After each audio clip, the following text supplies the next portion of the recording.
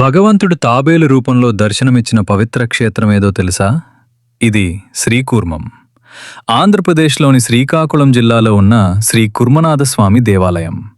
ఇక్కడ శ్రీ మహావిష్ణువు కూర్మావతారం రూపంలో భక్తులకు దర్శనమిస్తాడు. ఈ ఆలయం దేశంలో కూర్మావతారానికి అంకితమైన అతి పురాతన మరియు అరుదైన క్షేత్రాల్లో ఒకటి. సుమారు 1000 సంవత్సరాల పూర్వం నిర్మించబడిన ఈ ఆలయం కళింగ శైలి వాస్తుకళకు అద్భుతమైన నిదర్శనం. పురాణాల ప్రకారం సముద్ర మదనంలో మందర పర్వతానికి ఆధారంగా కూర్మావతారం ధరించిన శ్రీహరి ఇక్కడ స్వయంభూగా కొలువై ఉన్నాడని విశ్వాసం. ఈ ఆలయంలోని స్వామివారి రాతి విగ్రహం పూర్తిగా తాబేలు ఆకారంలో ఉంటుంది. ఇది దేశంలో అత్యంత అపురూపమైనది. శ్రీకూర్మం దేవాలయం విశాఖపట్నంకి దాదాపు 120 కిలోమీటర్ల దూరంలో ఉంటుంది. ప్రతి సంవత్సరం లక్షల మంది భక్తులు ఇక్కడికి వస్తారు. కూర్మ జయంతి రోజున ఇక్కడ విశేష పూజలు జరుగుతాయి. మీరింతవరకు ఈ అద్భుతమైన క్షేత్రాన్ని సందర్శించారా? కామెంట్ చేయండి.